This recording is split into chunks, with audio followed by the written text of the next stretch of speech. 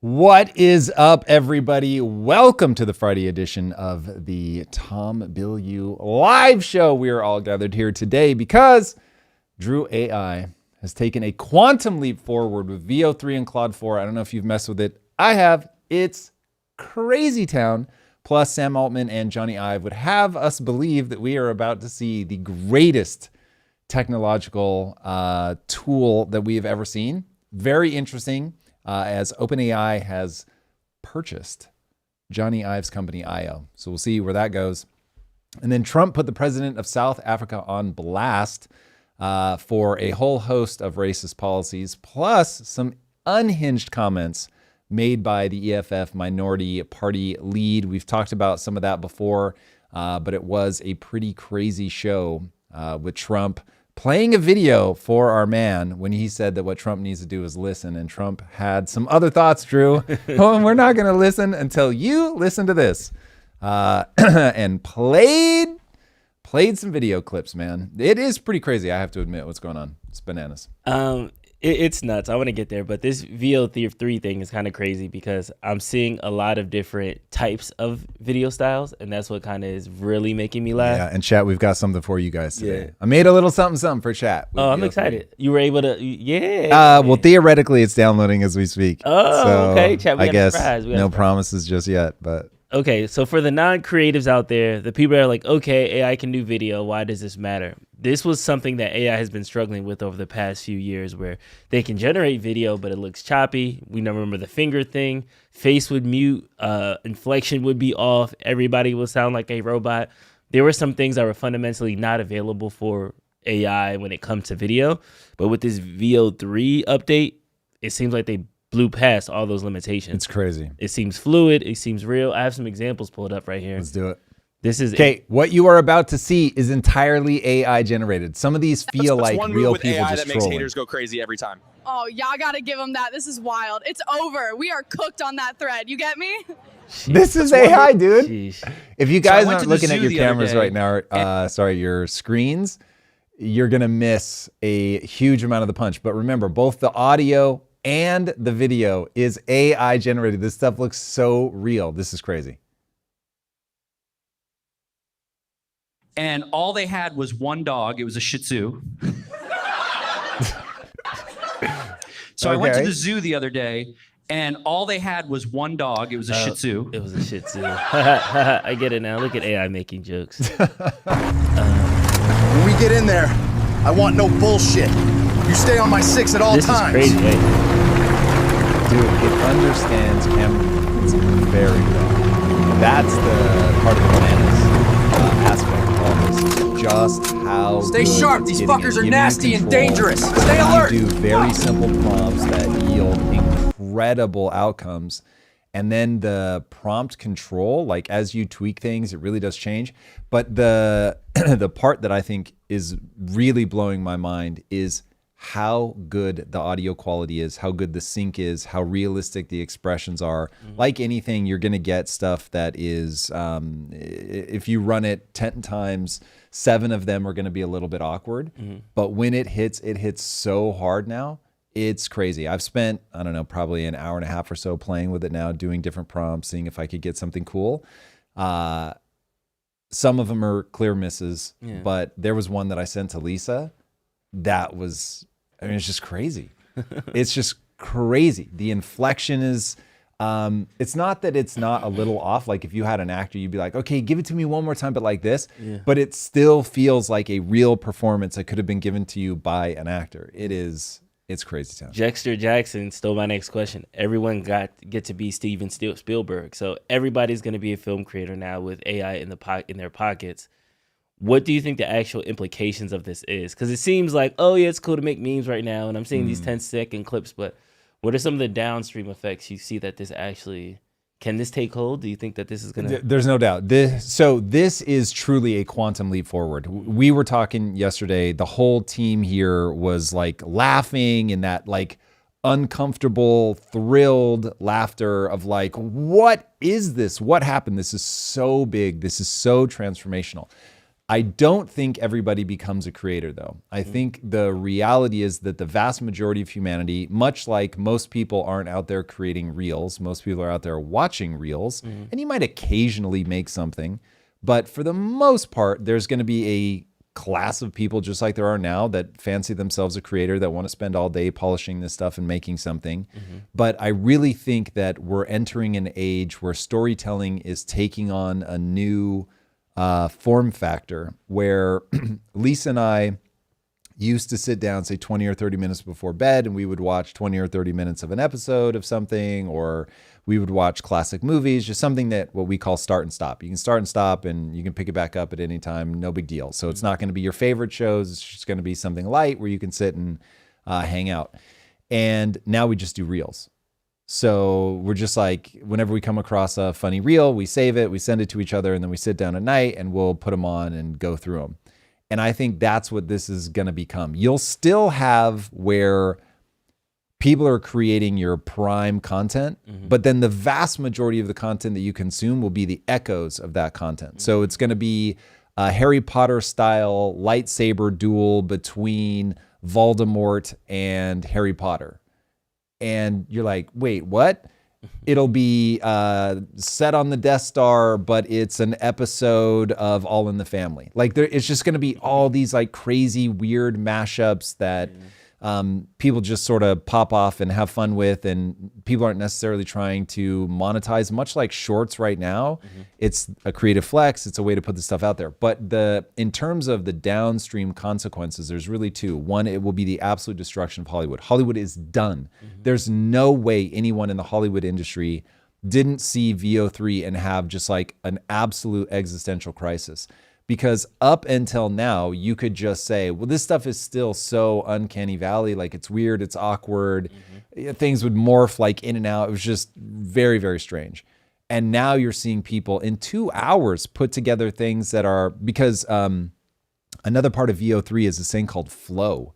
So Google's realizing we can't just give you the clip. We've got to give it to you in a way that you can extend it, edit it, change things.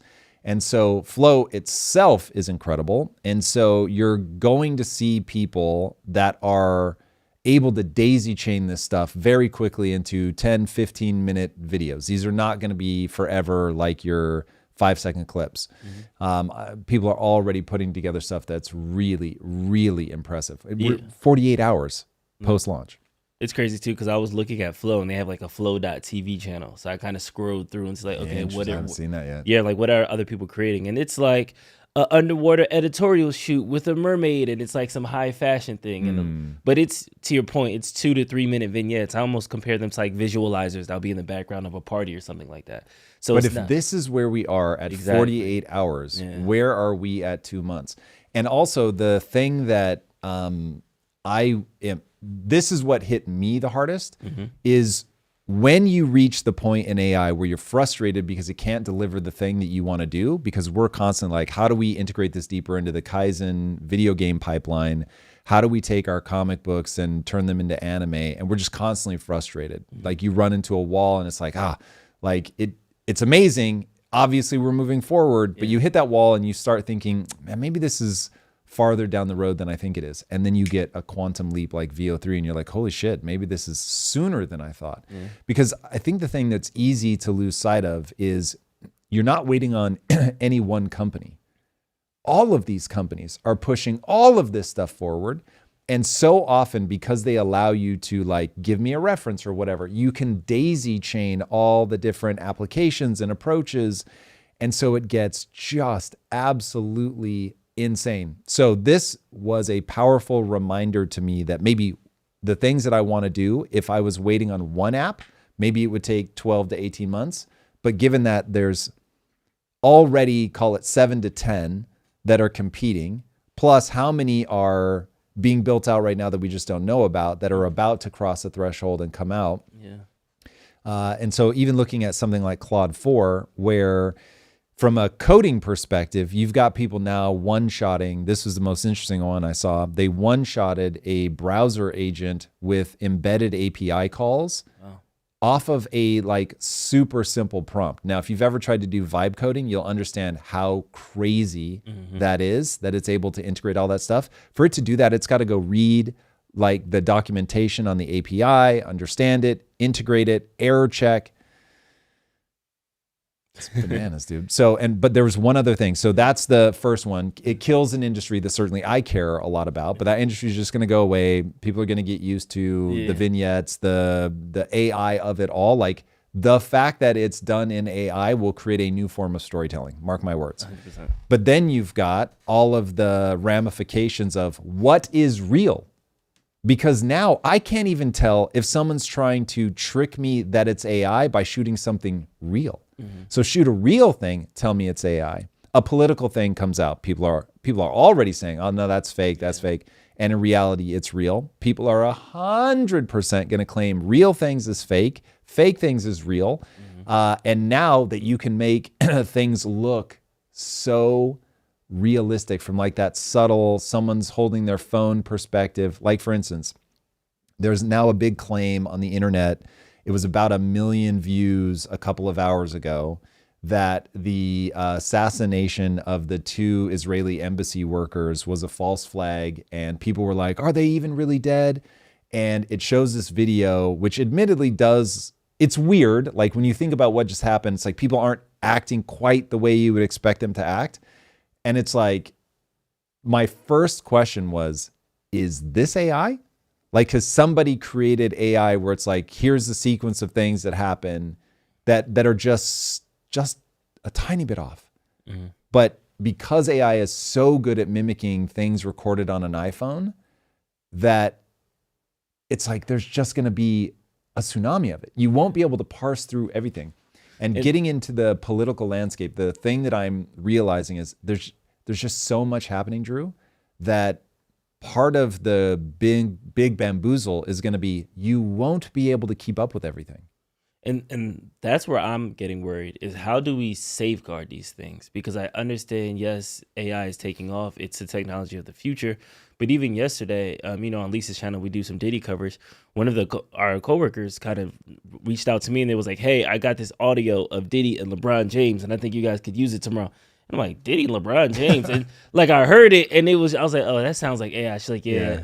Now that I'm hearing it again, it probably got me. But last night it tricked me. Yeah. So I'm just like, the tents on the buses got me. So it's when you're gonna be scrolling at 3 a.m. and you're gonna half see something like, wait, that's real. You're gonna lock it in and then literally that's exactly what happened with me with the buses. Was I saw it, I was just going by quickly, and I'm like, that's fucking crazy, man. Chicago's out of their minds. And then you start like, wait a second. But I was like, go back in the quick going by, it planted a seed in my mind that was happening. I wasn't being critical about thinking through the problem. And so you're just like, okay, only to realize, no, that's totally fake. But now it occupies a bit of space in my brain. Yeah. And even if there's a sense of, but I've seen it. And even now, when I reach into my mind and I think about the tents on the buses, my brain hands me back, oh, that real thing that's fake? That's like the way that it gives it back. Like it still feels real because it looks so real. All right, Tom, I got an R word. I got an R word. You're going to hate me. I'm about to trigger you right now. Let's go. Do you think we need regulations? Ooh, yeah. Because I was like, what R word is he going to trigger me with? Because we talked about AI hallucinations and everybody just laughed it off. Like your LLM will lie to you. We're like, it does some things that time. Now we have video with audio that is synced. I feel like if you put those two things together, there are going to be some lies that do. There's at least going to be one viral lie that goes millions and millions of views. Like anything, you can do regulations well or poorly. And yes, I would say that you do need to regulate this. I'll give you an example of the kind of light regulation I would like to see. That applications must read the watermark on anything that's posted, and anything that makes a AI video must include a watermark, so that you can say this was like at the end of political messages, they would say, I'm Tom Bilyeu and I approve this message. So now from a blockchain perspective, you can actually include that, where it's like, this has a signature from the blockchain that says this really was made by this person on this date at this time. And if you make it so that players have to read that, then I'm like, okay, cool. It should be something very simple. But then you would have the ability to say, okay, this was AI generated this day, this time. I'm not saying that it should mandate or give people control to shut something down. Obviously, I would be violently opposed to that. But in terms of being able to tag that it was created at this time and place, that makes sense to me. I don't know, because I feel like when blockchain technology is fully integrated, that makes sense. But I feel like right now in this in-between time, there are going to be people sidestepping. Just like Brutus Lugo, like, can't you get around this by screen recording? Or so many content creators get their content ripped from TikTok, repackaged. And well, so let's take like Brutus's comment. So you could get around it by screen recording, but what the if you have the platforms have a regulation where they have to read that, it would say this has no signature. And so then you can be like, it's got no signature, bro. So it would become that like unverified thing where everybody would just know. If somebody's not willing to put their stamp on it, the odds that it's real are basically zero. Gotcha. And so it would become just cultural awareness around, you can't believe anything that doesn't have a tag. Now, this is where allowing people to make something that's private, like, I'm cool with that. Like, you don't need to say that this was made by Tom Bilyeu. If people want to put something out like whistleblower status, they're worried about being tracked. But so that we can say, oh, this is either an account that's never posted anything ever, so it's just super sus, or no, this really did come from the New York Times, from Tom Bilyeu, from whoever. And so if it claims to be Tom Bilyeu but doesn't come from Tom Bilyeu, then it's like, okay, the odds that this is fake are very, very, very high. But it would give us a mechanism where the file has a fingerprint that we can track down to see if this is from an unknown source or a trustworthy source. And look, people are still going to be able to, and I think they should be able to, put things out that they think, put things out on an untrusted source, and then people can decide whether they believe it or not. But that way people can build trust, and you know that this is going to, I can put out a message, stamp it so that people know it's me.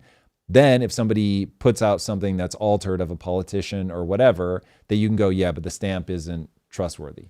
So yeah. I don't know. I feel like if I go 10, 20 years from this, it kind of reminds me of phone calls where the first robo-caller, like, they had the game cracked. They were able to scam the most old ladies. And then nowadays, 90% of the people, if I don't recognize the number, I don't pick up the phone. Yeah. It kind of brings me to Jony Ive and St. Altman's new device, which is now screenless. So in the future, when everything is fake, everything can be manipulated, do we just go to a screenless future? Like, I have the device pulled up right now. I cannot fathom a universe in which you are screenless. Zero hard side. You don't think it could go directly embedded? So just because it's not screened doesn't mean you're not watching anything, but does it then become... Yeah. I mean, if we're going that far into the future where it's controlling your nervous system, yes, on a long enough timeline, for sure, I could see that. Yeah. But I feel like this is going to take a minimally invasive approach. So unless you can broadcast that in a way that somehow we are able to treat our brain like an antenna that catches that, I don't see how you do that. I think it's ultimately going to have to be something that projects into your eyes and ears. Just in the interim, because the invasiveness of Neuralink and things like that are so high risk that, and that's not a near term thing. Like, when you start talking mass brain implants, you're talking, I'm going to guess 20 years. Like, that's not a, and this is not Neuralink. This is like cosmetic. I'm saying that the in between is going to be, it will be a device that takes advantage of the input devices that we already have: eyes, ears, nose, sense of touch. I don't think you're going to be able to and I mean, look, I don't know enough about neuroscience to know that this is or isn't possible, but this, You can certainly read what's happening in the brain, but I don't know that you can implant via brainwaves something where now I would see that thing. I think you would have to tap more directly into the nervous system. And so that's a way bigger hurdle, which I think as of right now, I mean, look, there theoretically, again, I don't know if this is real, but I have seen people show that there are patents that are filed for being able to broadcast signal into the human mind to get them to feel it's like a certain emotional state. I forget the exact word they used. So, I mean, look, it's certainly impossible that there's something I don't know about the brain and that ultimately it's like, no, we really can broadcast to it. Yeah. I'm not expecting that until you actually interface with the tissue. Now, once you start interfacing with the tissue, we can already do that. You can get a cochlear implant that will broadcast auditory signals into your brain through technology, through a direct computer-brain interface. But in terms of taking over your visual cortex and all that, it's just, you're only going to do it in the near term, and I'm calling near term like 10, 15 years. You're only going to do it in the near term if you're in a bad spot. Because, dude, you're cutting your skull open. So, and look, maybe there are AI advances where it's like, oh no, this is like de rigueur, this is super fucking easy. But I doubt it. Not that fast. Jumping closer into this new device that they launched. So for people who don't know, Jony Ives is the iPhone designer. He's one of the coveted designers of tech. He partnered up with Sam Altman. They just acquired his company for all. Made the iPhone, iPod, Apple's MacBook. Like this was your guy. The product will be capable of being fully aware of a user's surrounding and life, will be unobtrusive, able to rest in one's pocket or on one's desk, and will be a third core device a person will put on a desk after a MacBook Pro and an iPhone. The journal earlier reported that the device won't be a phone and that Ives and Altman's intent is to help wean users from screen. Altman said that device isn't a pair of glasses and that I've been skeptical about building something to wear on the body. So while Apple and Google and Meta are trying to perfect the glasses and the wearables AR, they went a different direction as like a third device to just kind of sit on the table alongside those things. It's interesting. It's giving me Her vibes from that movie, like just kind of like a talking assistant. If that assistant is agentic and all of a sudden, so think like right now, there are times where during the show I want to be like, hey, look up you would just say it to the device and it will pull it up and it will know what you mean and you can embed instructions deep inside of it. And according to some of the information I'm seeing coming out around what's the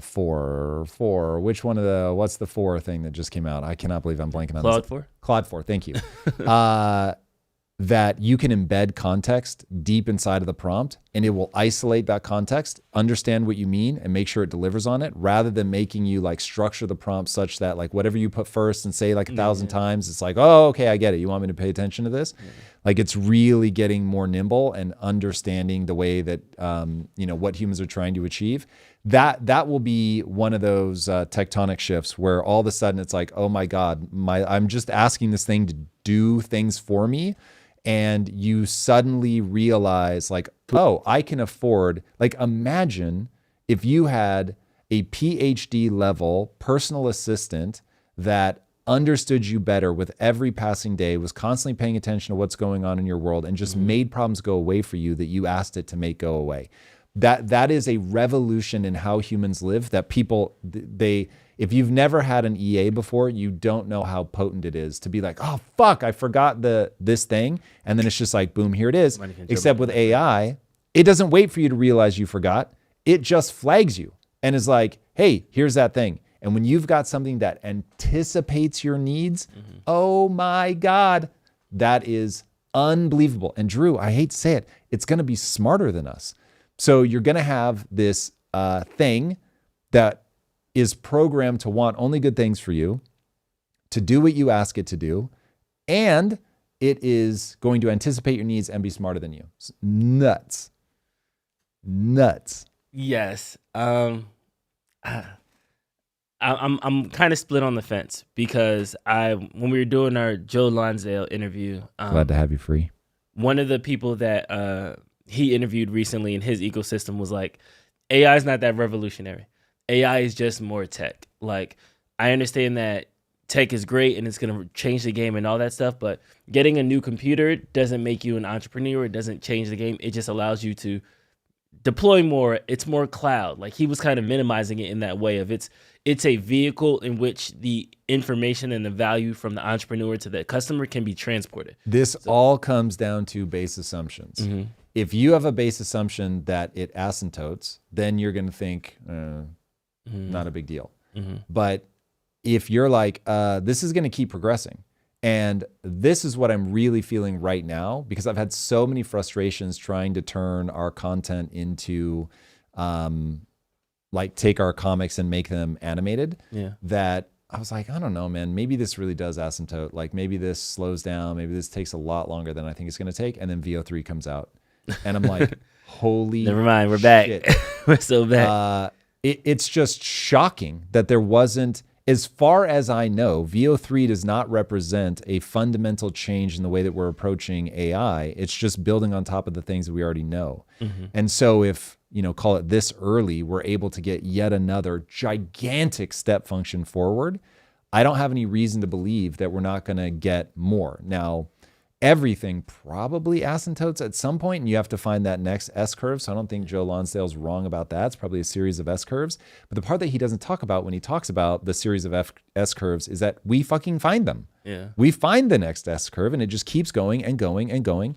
And I get that in the world of atoms, we have not made huge progress from say the moon landing until now. And when you look at it, it really is pretty startling when Peter Thiel makes his case for that we've stalled out. But in the digital world, we continue to make these insane leaps forward. And so looking at the insane leaps that we've made in AI, I am more convinced than ever that even if we do asymptote, even if Jan LeCun is correct and there is a wall coming because the way that we train large language models on the transformer architecture is fundamentally limited. It will never understand the physical world. But there are already people working on understanding the physical world. So it's like, I think that somebody's going to solve that problem. So could skew timelines a little bit, but man, I can't see this throwing the timelines out that far. And when you look at, let's just remind each other, you can already gene edit babies, cure them of a disease by editing their genes. You can gene edit an embryo. You can edit germline, so we can put new traits into the gene pool that will carry on generation after generation. We can already anticipate how a protein will fold and what letters you would have to put together to get a protein to fold into the exact shape that you want, which means we can manufacture novel proteins. Drew, proteins are life. So basically all the things we think of as the building blocks, they are proteins. Proteins move, they do things. It's crazy. And so, yeah, this is a bit of a stretch and scientists are going to hate me saying it, but this is so close by way of analogy. Creating novel proteins that do novel things is like creating novel life forms. And those novel life forms, they could play out terribly. And so we have to be very thoughtful and very careful. But the things that we can already do, this is not a tomorrow thing. The things that we can already do right now are so extraordinary that if you allow them to play out, they are already going to change the world. You can already bring species back. You can bring their morphological characteristics back from extinction. And we can go into, like, if we need to simplify the idea of morphological, if that's just big word time. But that fact already is insane. And as they continue to look at how big of a block of DNA can we go in and go, oh, this together. It keep getting better. Yeah, like this, it's 1,000 genes, Drew. And together, these 1,000 genes make you bigger, taller, faster, stronger, smarter, whatever. And so now we're going to go, let's dial that up. That's today. Okay? This is not a future thing. Yeah. That's today. Right now. And then it's just like, how many more things can we learn about by using AI to cram a whole bunch of data, find all the patterns? That's what you can do today. So let's say that AI is already asymptoted and this is it. And now all you can do is see what progress you can make with what AI is capable of doing now. You've still got 10 years of like massive, rapid progress. biologically for sure, technologically for sure. I'll just remind everybody, we've reduced our legal costs by 80% by just doing all the early stuff with AI. It's absolutely phenomenal. We are building Kaizen. I wouldn't even know how to quantify how much faster we can build. The coders themselves say it sped them up by 40%. But the rate at which we can make assets has gone down in cost by 99%. Jeez. That's not an exaggeration. Yeah. So it's like, ooh, this is fundamental. Okay, I want to dive into that, but you lost some people with that we haven't progressed in the world of atoms. So Okay. people thought you actually meant atoms. So break down. I do mean atoms. No, but break down the entire logic of that. Like, we haven't progressed in the world of atoms while we progressed in this world, and kind of give the A Okay, and B. so think about this startling, wonderful, amazing fact. There were only 66 years between the Wright brothers proving that something could fly and landing on the moon. It's crazy. Now, backtrack 66 years for me. Type into chat, what was the date 66 years ago? And what you're going to find is, what would that be, like what year? 1959. Okay. Now, how different is 1959 from today? Driving cars, cars that, maybe they topped out at whatever, 120 miles an hour or something, and we can go faster. But people even cherish classic cars from that era. Nobody cherishes classic horse and buggies from that era, right? So we are just now getting drones and flying cars and things like that. Nobody thought that we would go from we can't fly to landing on the moon in such a short amount of time, but then go from cars to same cars in the next 66 years, or even to the point where we landed on the moon but haven't been back. And so in some ways, like, we're moving backwards. And if you took the rate of change in just that 66-year period and you project it forward, like, we'd have moon bases, we'd already be on Mars. For sure, we would have had flying cars like back in the 80s, dude. So a lot of things have gone wrong, due largely, this is an oversimplification, but due largely to regulation. And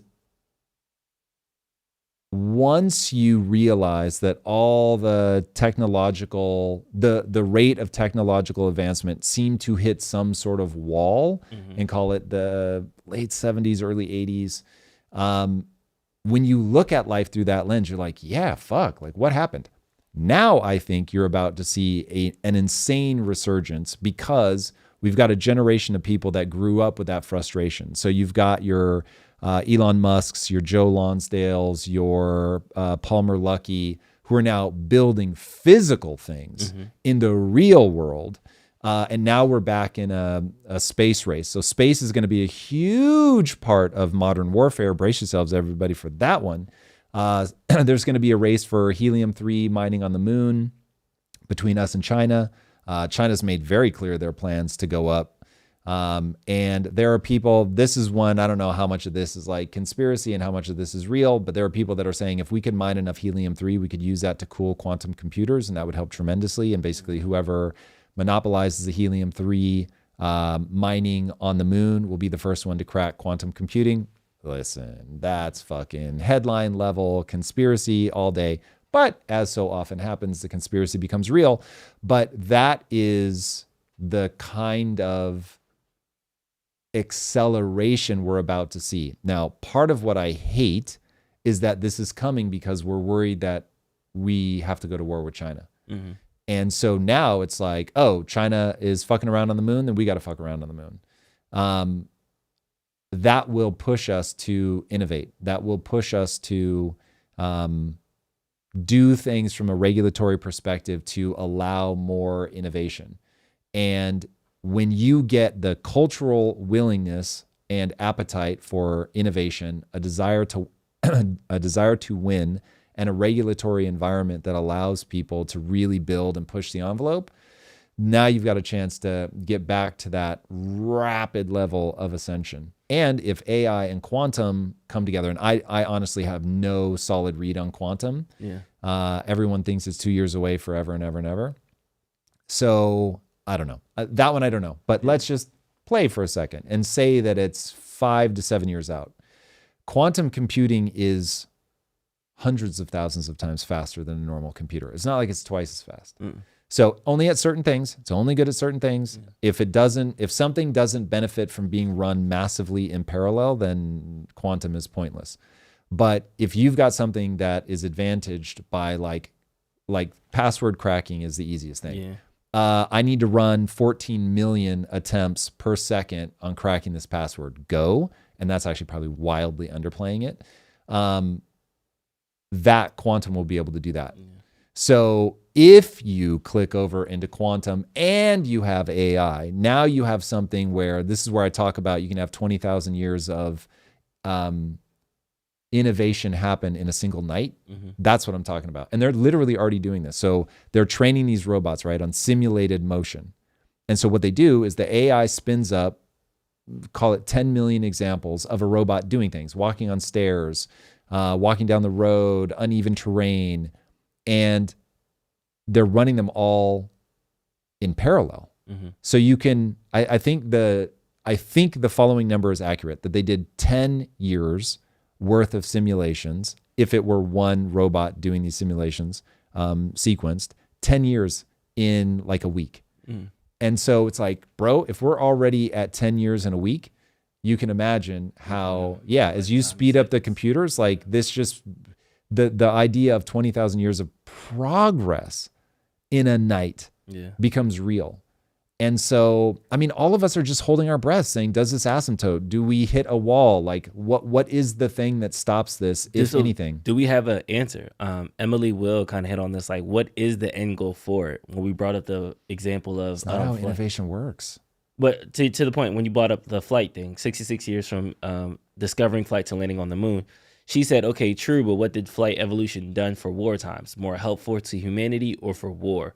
So there's a parallel line, good use, evil use, and I'm not sure that both of those are equal in length. So, man, okay, so the story of my life over the last 15 years, let's say, has been a slow revealing of the truth of human nature and how people really are and what the world is really like.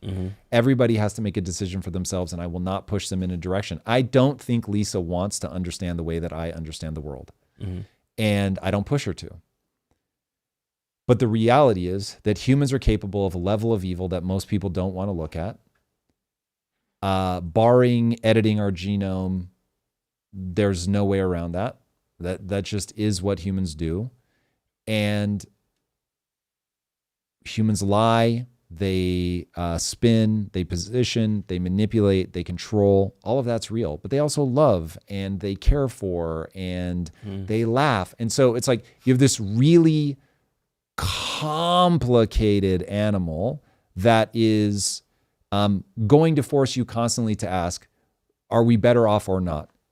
And my take on this is slightly different, which is we have mechanisms in the brain that will pump the brakes. So this is why religion is a wonderful force, even though I don't believe in it. I think it's a fantastic constraining force because it gives people the ability to pass on this sort of fake thing called morality. But this fake thing called morality has huge positive consequences in terms of restraining our worst impulses. They're all survival mechanisms. We can go down that path, but once you start looking at it from an evolutionary perspective, I think it really changes the way that people read this stuff. War and pornography will always be the place where the limits are pushed on innovation, always, because those are just the two deepest impulses that we have. The desire to conquer and be in control, and the desire to have sex and procreate. So those two things are just so potent. So even if you're trying to take somebody down, you lean into what are they doing with their money, because that's their attempt to control people. And then what are they doing with their dick? And it's like, that's it. Like you literally loop around those things if you want to control somebody. And so, I don't know, I find it utterly fascinating. This is why I'm glad I'm only a voice and that nobody should listen to any one person exclusively ever. That is a terrible fucking idea. But I do think there's something different about the way that I parse the human experience that hopefully will be useful to people. Kaneda said, morality is fake. Explain more. Everything is fake. Everything is beta. Well, no. For real. Let me see. I'm going to defend that position as fast as I can. We've done a new deep dive, which Lisa thinks is going to fail. And it is my attempt to explain exactly how our evolutionary drive for control manifests as people using expertise to lie and control you. Okay. Now, as I was writing that, I realized, oh, this is yet another echo of the fact that this is all fake. What I mean is we as humans don't have the receptors to perceive the truth. The truth is, like I'm looking at you now and I perceive you as just a human. You have a certain skin tone. You have a certain color of shirt, jeans. But the reality is that there's a number of photons that are falling on you in a certain wavelength. And my brain has decided to represent those things as colors. But the colors don't actually exist. So there is no green out in the world. There's only green inside my mind. And once you understand that we see, this is a real stat, we see 0.0035% of the available electromagnetic spectrum. So that light. But light isn't just the light that we see, but yet when we look out at the world, it seems like I'm seeing everything there is to see. Even though I know that's not true. But my brain keeps telling me you're seeing everything that there is to see. And so it creates this illusion that cannot be broken that I see the world as it is. But I'm not. I'm seeing a tiny fraction of it. And my brain is not only unable to see the vast majority of what is actually there, even of the things that it does see, it's overwhelmed. And so it limits what I pay attention to. So there's all kinds of things happening that my brain just ignores. Okay, so if we can agree, first of all, I don't see the vast majority of what's actually there. And the very limiting thing that I can see is overwhelming and therefore further simplified. The second you simplify something, you're making a choice. If you're making a choice, you're not presenting me reality. You're presenting me a simulation. Great, thank you. Like it keeps me alive. But I am in a simulation, at a minimum, created by my brain. And so if I'm in a simulation created by my brain, then it's like, well, everything is spin. Everything is artificial with an end in mind by design. Okay, so that by design, humans are a machine that oversimplifies a wildly complicated world such that you will survive long enough to have kids that have kids. Once you're like, oh, that's my running operation, then you just start asking, how does that play out in human behavior? So like in politics, how does it play out? Show me the incentives and I'll show you the outcome. People are incentivized to manipulate. Why? Because we're manipulatable. People want someone to follow. So the person that has the right personality goes, oh, there's a lot of power in having a lot of people behind you doing what you say. So I'm going to lead. And given the nature of the way their brains work, the easiest way for me to lead them is to create a different simulation inside their brain, what we call a story. And so I'm going to give them a narrative. That narrative is going to allow them to run a new simulation inside of their brain, which will make them, Drew, actually see things differently than what's there. And so it's like, oh yeah, I get how that plays out like that, because nothing as we experience it is real. Is this statement correct? That is saying your brain's interpretation is fake and artificial by design. You realize then you will never be able to reason out reality. No. That second thing, you realize then you will never be able to reason out reality. Because to your point, that's where it breaks. Okay. So my current operating assumption is that once you realize, oh, okay, this is all fake, I'm running a simulation, but the real world does exist. And therefore, there is a chain of logic. There is cause and effect. Even if it's a software system, even if we actually are in the matrix and we don't have a real body anywhere, it is just a simulation. We're a 13-year-old science experiment, and there is nothing beyond the simulation. even then the simulation is a rules-based environment. And so once something is rules-based, then you can figure out, okay, what can I do? What can't I do? What are the rules? And that would be, for me, that's the area to focus on. Just find cause and effect. Find cause and effect. Once you understand cause and effect, then you can live your life well. But if you don't map cause and effect, you will be easy to manipulate. All right. I think we got that. Let's go. On to the next one. How's your crypto holdings doing? Bitcoin hit an all-time high. I'm rich. Before quickly, he said, "I'm rich." What you say? Oh, bro. Fucking I was not expecting that. My crypto be. I'm rich. I don't know what y'all doing about it. I don't know how your portfolio's doing. I'm good. Bitcoin topped out at 110 before coming slightly down. Somebody was like, "Are you going to talk about the crypto wave?" I'm like, "You guys are down 3%. That's nothing. Let's go." This is a light day in crypto. What are we talking about right now? We'll see if Crypto Haze is right, but Crypto Haze has a. Did you finish the paper? I haven't yet, okay. But he has internal logic that. I mean, he sees it going to 1 million. We'll see. But anything that has to do with money print to go burr, you know my thoughts on that.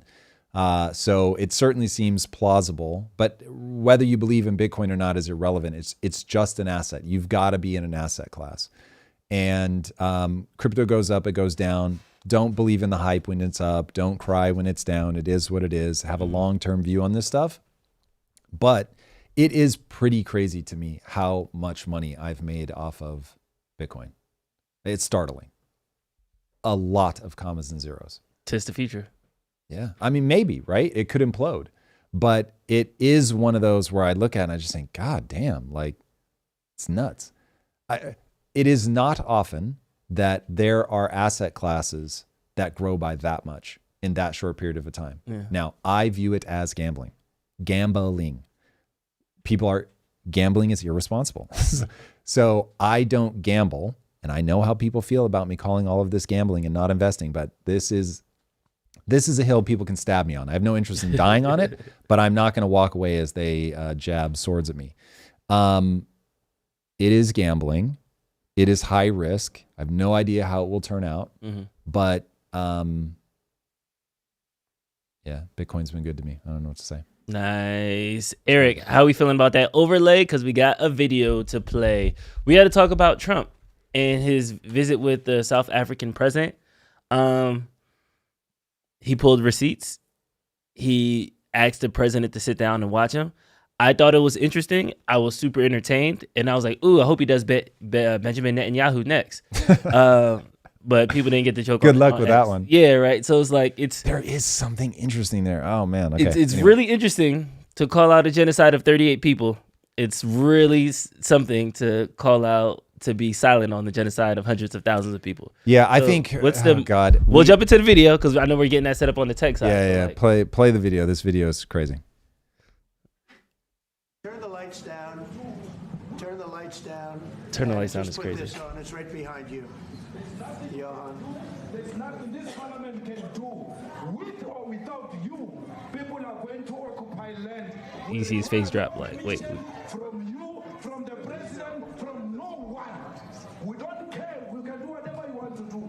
Who are you to tell us what? All right, really fast. Pause it for a sec. All right, so let's put some pieces on the table. So the guy that's speaking now is the head of the EFF party. Drew's going to look up his name for us. It's like, it isn't myeloma, but it's close to that.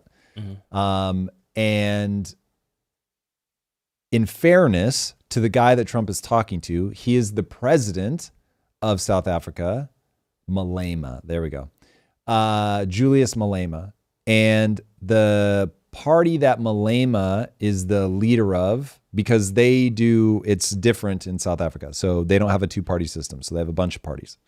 And Malema's party, which is the EFF, they are about 10%, and the president hates this guy. So the president is Cyril Ramaphosa. He hates the head of the EFF party who's saying all this crazy unhinged shit. But the guy saying all the crazy unhinged shit is an official member. I don't know if they're parliament or legislature or whatever, but he is an official in the government. And it's a little hard to hear in this recording, But he is saying we've got to kill the white farmers, kill the poor, slit the throat of whiteness. Nobody's going to tell us not to, not the president, nobody. So anyway, keep that in mind as thou watch this. We are going to occupy land. South Africa occupy land. That's who we are. Can we drop my membership from this useless parliament? And for those just watching, this is President Trump and the president watching the screen in the Oval Office. To kill a revolution demand that at some point there must be killing because the killing is part of a revolutionary act. At some point, there must be killing. It's pretty chilling. It goes on for a while, and kudos to Trump. He wasn't unhinged, and he wasn't going on like a tirade. He was just like, I don't know what we do about this, but we've got to talk about it. We've got to bring this into the light. Like, people aren't covering this, and this is exactly the kind of thing that we need to be talking about. And I agree. Now, I think you also have an incredible point, which is people don't get as mad about different things. So it comes down to your frame of reference is going to control not only what you look at, but what you see. So keep that in mind, like as you parse through all of this stuff in your own mind. But the South Africa one is crazy. It's not as crazy as what's going on in Israel-Palestine, but it's crazy. I'm going to have to raise my hand on this one. Reuters fact-checked because the screenshot that President Trump showed to say that this is the genocide that's happening was actually a screenshot taken from their website when they were covering the Democratic Republic of Congo. So Trump was presenting false. So I'd be very curious to know, because he pulled up a bunch of pages and admittedly, as he was going through them, he was saying all of these are dead farmers. And I was like, Trump, you don't want to do that, because I can tell by the way you're holding these up that you like only gave them a cursory glance. So some of them probably were, and some of them probably weren't. So this is where when people talk about this stuff, it makes me want to chew through my monitor. Just one, lay out what facts you know and then talk about the facts. Don't get hung up that he held up the wrong thing. Cool. That's not a fact. Got it. Now, what are the facts? And then if the facts are unclear, at a minimum, run a thought experiment. So Elon Musk was being interviewed and the reporter was asking him a bunch of questions. And he was like, let me ask you a question. In South Africa, I am not able to sell Starlink because I'm not black. I am a South African citizen, born and raised, but I still can't launch my company in South Africa because I'm not black. Is that fair? And she wouldn't answer. And the obvious answer is no, motherfucker. That is not fair. Not only is it not fair, it's fucking dumb. Now, is it dumb when Chinese people do it? You can't sell anything into the Chinese market unless you're Chinese, or the CCP owns a percentage of it? 100%. Like, I think I am pretty steadfast in my beliefs on free market capitalism. And I think that all that you have in China is a really optimized form of tyranny. But I don't want, China seems fine with it. And if that's how they want to live, then that's how they want to live. And if people getting put into re-education camps are cool with being put into re-education camps, okay. That strikes me as horrifying at a level that that is the hill that I would literally die on. So yeah, I think all that's crazy. I think the right punchline is you let not an unfettered free market. I do think that humans have tendencies that need to be curbed, but you want to get closer to freedom, a lot closer than America is now, almost 180 degrees in the opposite direction of where China is. And you certainly don't want to violate property rights in your country, full stop, because now this is why I think it was a terrible fucking move of America to seize Russian assets. Because now you're just telling everybody, hey, if we don't like your shit, we're going to seize your stuff. That's fucking crazy. That's as mad to me as what the Canadians did with the truckers. Dude, that admittedly, the trucker thing offends me more, but it's all ridiculous. It's ridiculous because of the knock-on effects that it has. It tells people we're not a good place to invest capital. And China's had a massive capital flight because of the fucking crazy ways that they're acting. So it's dumb, even if you're just talking economically. So Wayne Paulus says, hey guys, South Africa Constitution requires land reform. Government has failed to resolve this. Masses are getting impatient. Malema is tapping into populist frustration, however scapegoating white farmers. To me, this is how I see it, Wayne. I see that this is their equivalent of eat the rich. I'm sure there's 10% of the Democratic, Socialist, Communist Party in America that if you get them together, they'll all say down with the rich, eat the rich, some form of that. So while we're about to see if Malibu's about to be confiscated. For real. It's there looking are like rumors. It's looking like it. There are rumors. So while yes, hold on. So somebody said the very important truth that has to be brought. Truth Devin, hey, look at that. Always truth from our boy Truth Devin. But apartheid was brutal for black people. Brutal. Yes. Inhumane, horrific, terrible. But now what? As with all horrific things, the question is, and now what? And if your answer is kill the white farmers and expropriate their land without compensation, you're going to have a problem. You're going to have a massive problem. So I feel like that's not the research I've done. It's seeming like it's more virtue signaling than actual people being persecuted and killed and things like that. White farmers still own 70% of the land. So if there's these massive land grabs, black people are just not taking it for themselves. So it's like we're over-indexing on what a minority party leader is saying and treating that as fact versus the actual nuts and bolts of what is happening. Well, let's run a thought experiment. So we know that we have more work that we would have to do in order to have all the facts in the world. But let's just boil it down. How would you want the U.S. government to respond if somebody went to someone's farm, killed them, and then took their farm away from them? I would want a policeman to come, arrest the person that was killed, bring him to trial. Then when he gets to trial, he has his due process. And Perfect. if he's found guilty of taking that land, then he should go to jail. If he's found not guilty for taking that land for whatever reason, then he should be free to mine that land. Word? We're on the same page. So if that isn't happening in South Africa, we would both be outraged. Yes. Okay. So now it's just a question of, it certainly seems to be what's happening at some scale. Maybe one farm, maybe 1,000 farms, don't know. But they claim that more than 1,000 people have been killed in this manner. Not all white, but in farm attacks. And then you pair that with, just to give you guys an idea, in like 1929, the Nazi Party had 3% in Germany. Okay, so crazy fringe party, when economic circumstances get into the right position, can stop being fringe parties and become the mainstream very fast. It is my understanding that the unemployment rate for young people in South Africa is like 60%. And so you got a real problem there. This is like the equivalent of the Democrats or the Republicans having control. The ANC has had control of the South African government for 35 years? Since Nelson Mandela was elected president, I think roughly 35 years, ballpark. So things have gone in a very bad direction. Why the smiley face? Because there's a comment that that is interesting that I caught on it. Hit me I was with trying it. to let you finish. No, hit me with it. You said there's 1,000 farms that have been attacked. Whether it was one, whether it was 1,000. Technically, I said 1,000 people have been killed. Or I sorry, said 1,000 I'm sorry. farms, but Whether it was farm attacks, that they should be kind of over-indexed and we should do something about it. Yep. And then Crazy Sid said, you know how many black Americans that's happened to in the 20th century? Is there a black genocide in America?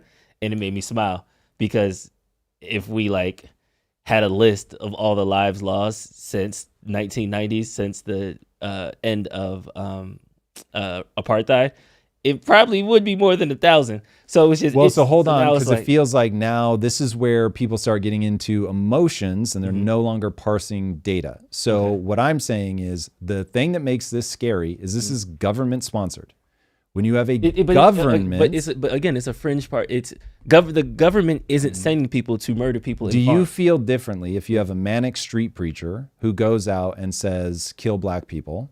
Would you feel differently about that than if you had a senator, even though his party's fringe, but a senator saying we need to kill black people?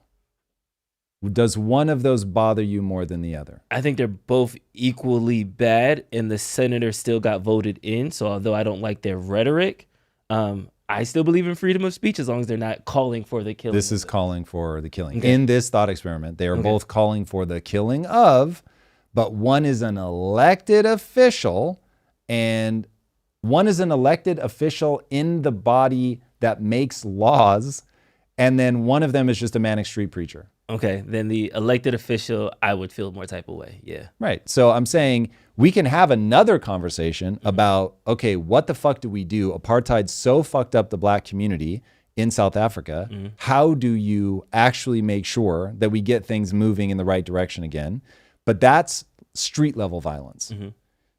On the books, it's my understanding, and so again, we can do it as a thought experiment if we want. On the books, it is my understanding that there's more than 100 laws that are racist against white people, like literal systemic racism against white people. Now, if there were a law in the US that were racist against anybody, black people or otherwise, I would say, fuck that law. And so if somebody is like, yo, let me show you the law, then I'm like, fuck that law. Like, I can't make it any clearer. If there is a law that is racist towards a group, fuck that law, period. So that doesn't mean that they're the same problem. So if we have violence at the street level where neighborhoods are shit, people don't have money, there's no economic optimism, and so they're just killing each other on the street, that is a very separate problem. Even though I get the populist thing and there is an energy that will travel between them, but they're not going to have the same solution. You have to keep those two things separate. And when people start mashing those together, you get problems. Now, a question that the world has to contend with is when South Africa was just a bunch of young black people dying, nobody said a fucking word on the international stage. But now that it's a handful of white farmers, people feel some kind of way about it. Is it the violation of property rights? Is it that they're white? Like, what is it? And so, yeah, this is the exact kind of shit that people need to be talking about, being able to debate this stuff out in public. But again, the goal being to track cause and effect and say, okay, how the fuck do we get out of this situation? Like, I'll put forth my hypothesis. In situations like this, people do what feels right instead of what actually works. And that's your problem. Literally, I'm at the headline level. But I have a feeling if you look at this, what you're going to see is, oh, this is people doing what feels right for the majority, the thing that's going to get them elected versus the thing that's actually showing results, which is why you had this brief period when Mandela was in charge where things were going in the right direction. And then all of a sudden they turned to shit.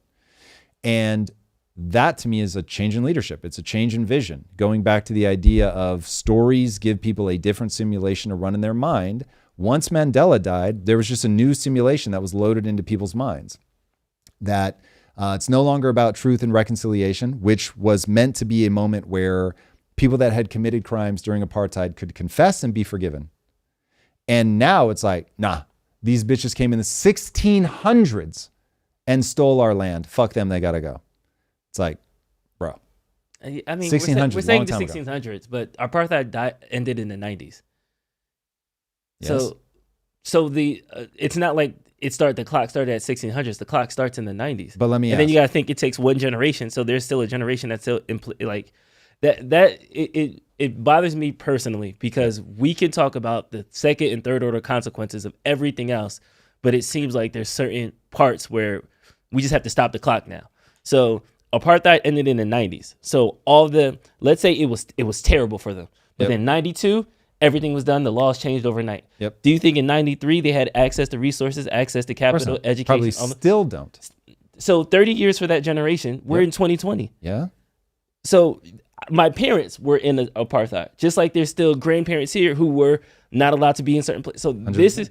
this is why it's like it ended in the 90s. This happened in the 1600s. Why are we still talking about it? No. It's like, I didn't say why we're still talking about it. I'm saying you've got people that came in the 1600s, meaning you've got white farmers that can trace their heritage in South Africa longer than I can trace mine in America. But I feel fucking devoutly American, man. Like, sure, my ancestry is from Dutch and Germany, basically. I don't think of myself as Dutch or German. I think of myself as fucking American. And so you've got these people that have been there for 400 years that I'm not saying conquering a nation is good. I'm just saying it happened. They've been there for 400 years. And now the right way to look at that problem is not to say that land was stolen from us 400 years ago and therefore does not belong to you because you're an evil white person. It's like apartheid fucked people up, put them behind the 8 ball. Now, how do we actually get people out of that situation? I have no proposed solutions. I'm just saying you've got to tease out, if you treat somebody who's been on that land for 400 years like a foreigner, that will end in bloodshed for sure. Do you support squatter laws? No. Unless it's 400 years plus, then they could squat. Yeah, quite literally. If you're going to ask me, gun to my head, what's the number? The number is 50 years. So this is where I come down on what's going on in Cyprus. And by the way, if you really want me to be unmasked, and the ugliest thing I think is, you get what you're willing to kill for. Yeah. And so I'm just saying, is that what you want? Do people want to be in a world where they're killing for shit? Because if you do, that is always an option. So let me just say, human nature, these guys take power, kill everyone you want. People are going to feel some kind of way about it. That doesn't historically often play out well in the near term. But maybe in the long term, hey, maybe they will make South Africa a better place. And we just all have to look past the slaughter. Cue my tape on Gaza. So Gaza may actually only become a peaceful place because Israel just fucking ethnic cleanses the shit out of Gaza. And yay, now they have it and all is well, Drew. And it's like, okay, that's fucking gross. But is that a truth of human nature? Yes. Is this exactly why I'm paranoid about immigration? Yes. Because if somebody wants to come take over America, let me give you the playbook. Jewish people moved into that region very specifically. Hey, we're going to build a homeland here. You become a big enough part of it that you become economically and politically important. You can start passing laws, carve out a little bit of homeland, build some weapons, defend the shit out of it, and you win. So people have done this all throughout human history. They will, of course, do it to America. They will, of course, do it to Canada, to Australia. They do it wherever the fuck they want. And so I hate that it is true, Drew, but you will get what you're willing to kill and die for, period. And so if South Africa wants to just fucking kill everybody and be like, and now we're taking this bitch back, that's the law of the jungle. So I'm just saying, as an international community, do we raise our hands? Or do we just go, we'll do what you can get away with, fuck it? Yeah. At some point, as an international community, we say, I don't like it when Russia came in. I don't like it that Israel's bombing the shit out of them. I didn't like that Gaza went in. Like that's all, or the Hamas. That's all bullshit. Like we don't stand for that. We're going to stand united. And I'm back to your morality is fake, meaning it's not objectively real, which is why each side thinks we're the good guys. What the fuck is happening right now? Everybody thinks that. The reality is you will get what you are willing to kill and die for and what you can get away with. Literally, Hitler almost took it all, man. Almost took it all because he fucking could. He walked into Czechoslovakia and was like, you are going to give me this place or I'm going to fucking ruin you. And they literally just gave it to him. And then he fucking marched into Poland, blitzkrieg style, and was like, we're going to take this bitch. Marched into part of France, took that bitch. Was like literally about to fucking take it all. He wanted, ironically, the Ukraine. The Ukraine was going to be for the Germans what the American West was to the Americans, where they could just expand in, take whatever the fuck they saw. And so each of us as an individual, each country has to decide, do we squawk or do we just go, yeah, fuck it, take what you can get? Yes. All the words you said are words. And all of them are sentences, and they have a period at the end of it. Pull a thread. Which one of those things is the most as an international offensive? Community, are we going to sit by and say, hey, should we do this? There's literally a genocide going on in Congo right now that we don't care about. Like, there's actual genocides in the world. Yeah. There's actual slavery in the world. Yes. There's actual things we should go. Now, hold on. Don't move on from that. Why? Why is that happening? Yeah. Human nature. Yes.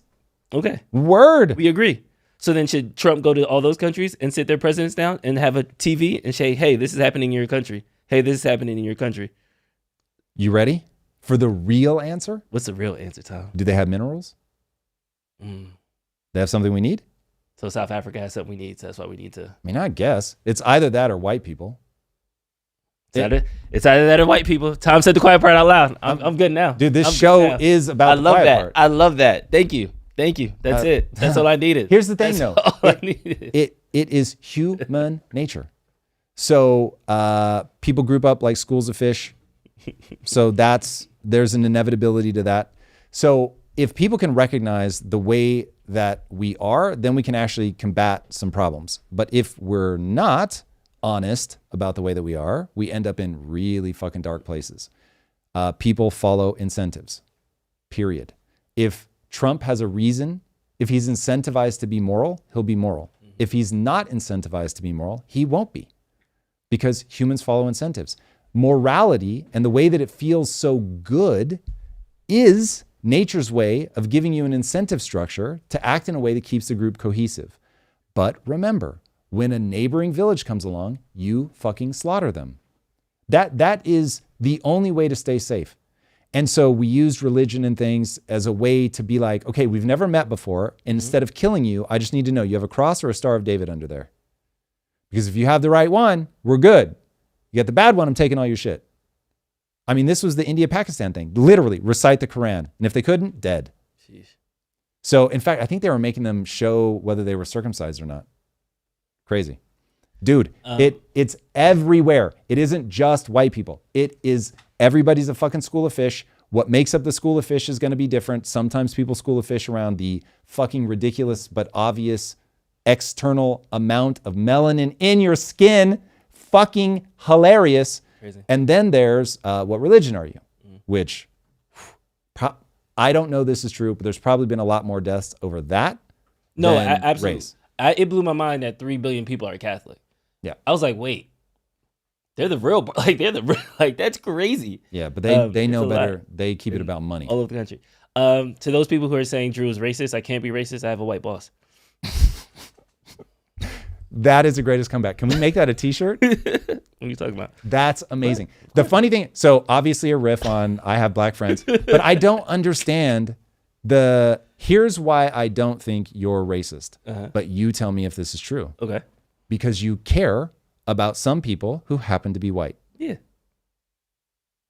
So to me, that's like. But the difference is, right, the I have black friends thing. You usually start to parse it down, right? It's like, I can't be racist. I have black friends. Yes. Oh, really? What's your? I have a black friend named John, and then it's like, oh, you have one black friend. Sure. And then because you have one black friend, it's the same thing having no black friends. Because if you can count if you can count the ethnicities of your friends, they're not like, are they collectibles? How many white friends do you have, Tom? I have no fucking idea. Exactly. Drew, do you know how few friends I have? Full stop. No, but that's what I'm saying. It's like the fact that you can't count. It's like you never indexed that. I've never indexed my black friends. That's good. I'm not saying that you're.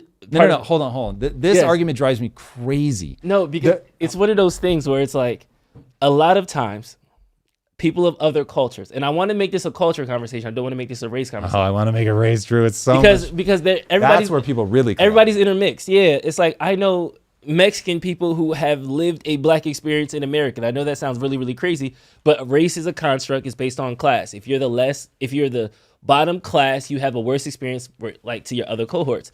That's why there's this joke now on TikTok that gingers are the black people of white people, because everybody knows there's a hierarchy, and then this is the person at the bottom of the hierarchy. So, okay, it's like that. However, it's when you get to the black friends thing, it's just you're starting to say that I have this one person that I rely on to have those conversations with. I remember I had like one of my old jobs. Lil Wayne did something in the news, and two of my coworkers came up to me and was like, hey, Drew, did you hear the thing that Lil Wayne did? And it's like they needed somebody who was black to have a response to the thing that Lil Wayne did, so that way they can go back to their community and say, okay, I talked to a black guy, and this is how they feel about it. Yes. Because they want me to be a spokesman on the race. Yes, motherfucker. I'm not a spokesman for black people because I'm one black person out of a million. You're not a spokesman for white person because you're one white person out of a million. I am a spokesperson for white people, and people need to stop pretending. No, you're not. Yes, listen. Let me give you an example. Okay. If you had a quadriplegic friend and you wanted to know how quadriplegic people might feel about a thing, would you come to me or would you go to your quadriplegic friend who actually has fucking done the quadriplegic thing? Fuck, I can't say that. But why am I like... Hold on, wait, just be honest. No, but think about the thread of that question itself. It's Yes? like, I want to know what people with no legs feel about this. Yes, go ask a no motherfucker, leg person. what is happening? Obviously, Jesus, Drew, you don't ask a monkey what it's like to be a fish, for fuck's sake. So listen, either race matters and I need to be thoughtful about it, or race doesn't fucking matter. And then, yeah, cool. None of this fucking matters and it's all an illusion. But Drew, you have made it very clear to me that there is a different experience for your daughter because she is black than there is for me and if I had a theoretical daughter, which I'm totally willing to buy. Here's what people are trying to get to when they say, I'm not racist, I have a insert friend. I really believe this is true. You cannot hate that which you love. So for instance, I started Quest because I grew up around morbidly obese people. And there was a lot of like, oh, like this is fat shaming, like pushing people to get in shape and all that. And I was like, what the fuck? I was like, how am I supposed to simultaneously hate them for being fat and love them? I love them. I don't give a shit that they're fat. I want to help them. So even if I use a word like fat, which is going to trigger a lot of people, I'm like, for fuck's sake, like slow down. This is not somebody that I have anything but love for. Yeah.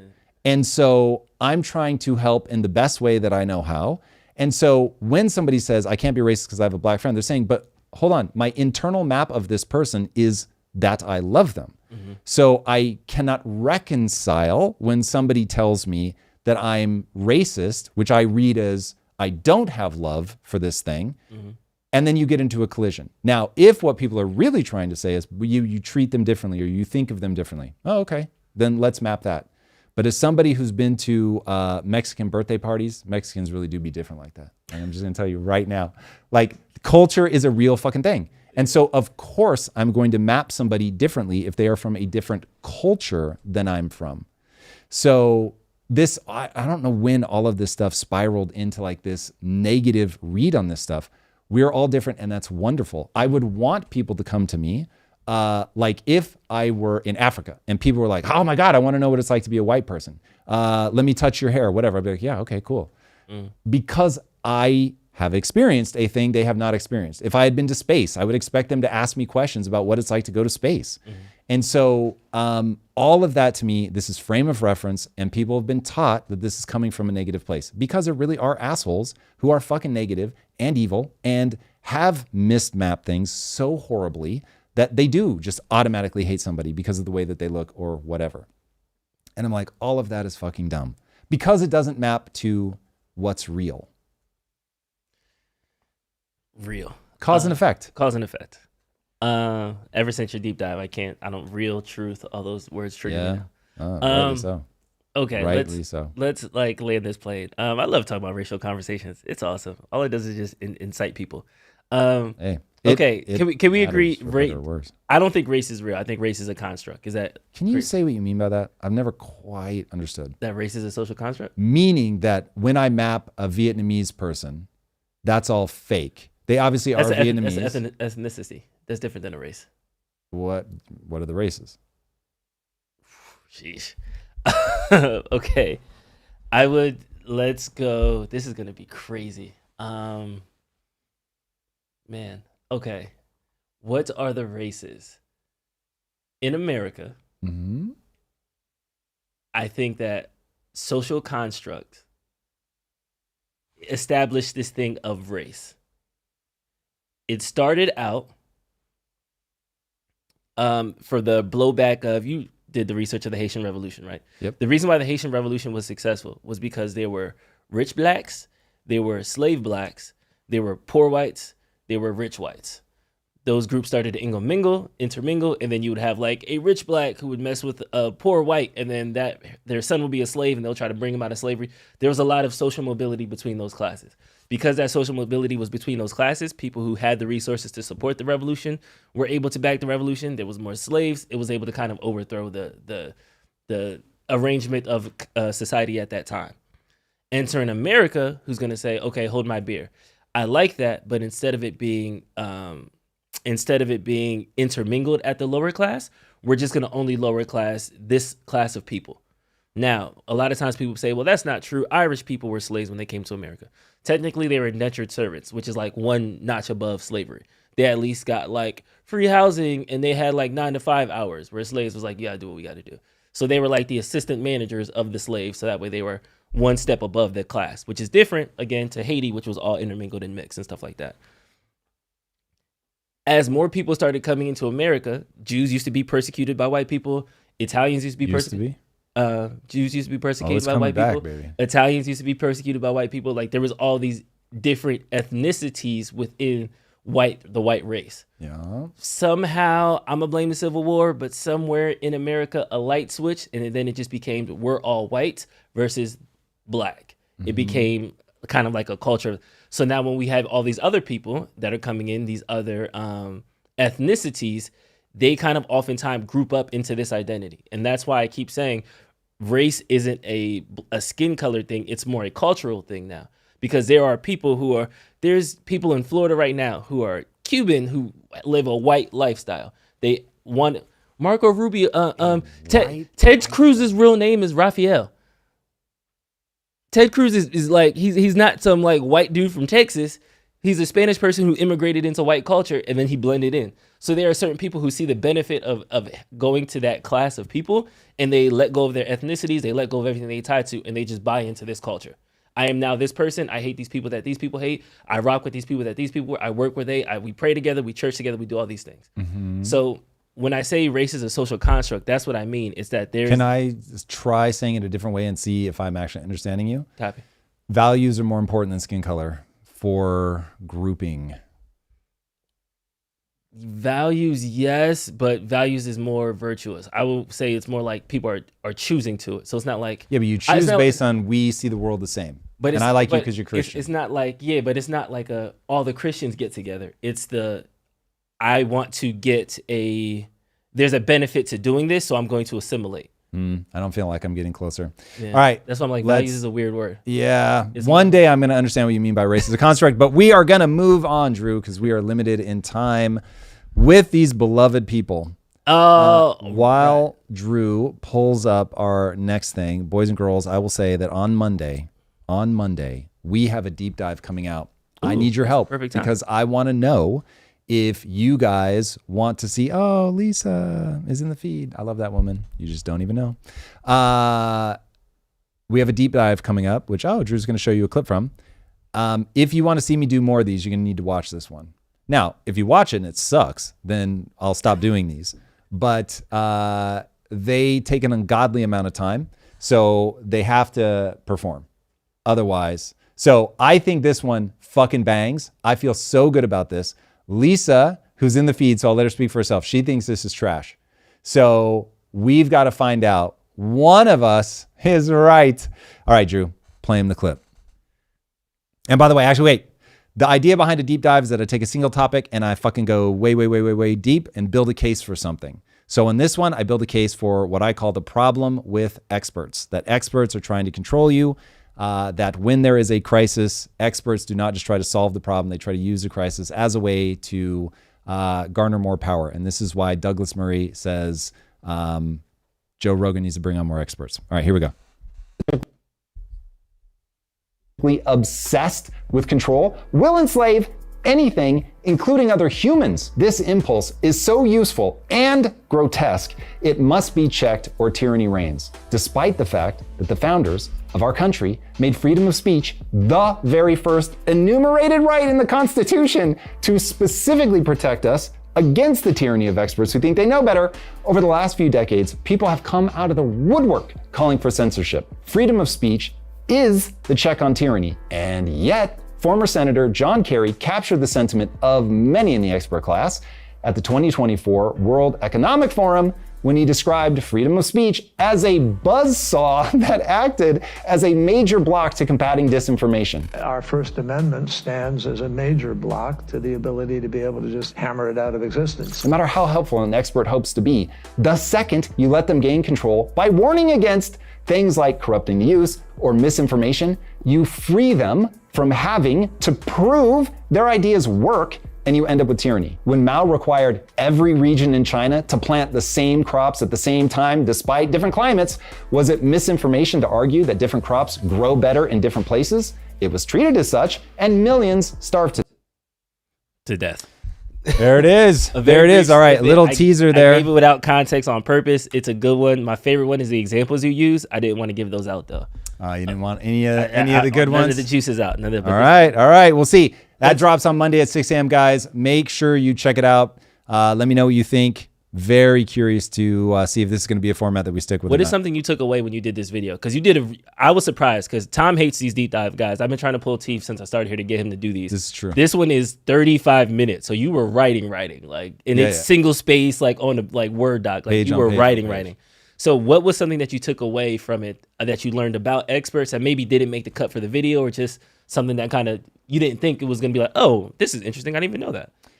That didn't make the cut would just be more examples of it. And so we're going to go through our own truth and reconciliation as a society because there's so much video evidence now of things that people are going to get caught in lies. And so there's going to be like this sort of 10-year trailing, just massive amount of evidence where each incoming administration is going to try to prove the previous administration was a bunch of liars. And what we're going to see is they are. Like definitionally, people are lying and we manipulate because we are manipulatable. My favorite example in the story, and I expect to get pushback on it because it is a little controversial, is the sinking of the Lusitania. And that's when I was like, there is truly a less secret by the day just because, again, there's so much visibility, but there's a secret cabal of people that run the world.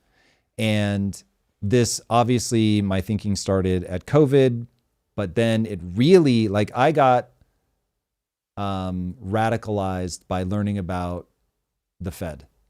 That was the thing that it in some ways changed the course of my life. As Bitcoin climbs, it continues to make me a whole lot of money to map the world as bankers are intentionally trying to, it's going to sound crazy, bankers are intentionally trying to turn the world into a single world communist government where one government controls everything, but most especially the money, so they can just take and take and take. And that seems to have so much predictive validity when I look at the world and go, okay, but if I believe this, do I see this more clearly or less clearly? I'm like, holy shit, you see it more clearly. Now, we're all prone to tell ourselves a story that is only approximately correct. And so you end up in a delusion somewhere. But I think the only way that we survive the information age where videos are just coming so fast and furious is if we're all trying to build a mental model of cause and effect. So that's what this deep dive was about to me. And yeah, I think I do a good job of laying out actually why this happens in a way I haven't heard people talk about it. So love that. I'm excited. Love that. Excited to see what people think. Okay. Me, you, and Press were talking over the weekend. We talked about the IVF clinic, and you were talking about pockets of violence, how people are going to start becoming like vigilantes for their causes. Unfortunately, we had that happen over these last couple of days because 2 Israeli diplomats were shot dead in Washington, D.C. And the person who shot them, Elias Rodriguez, is identified, allegedly, shouted "Free Palestine" after shooting both of them.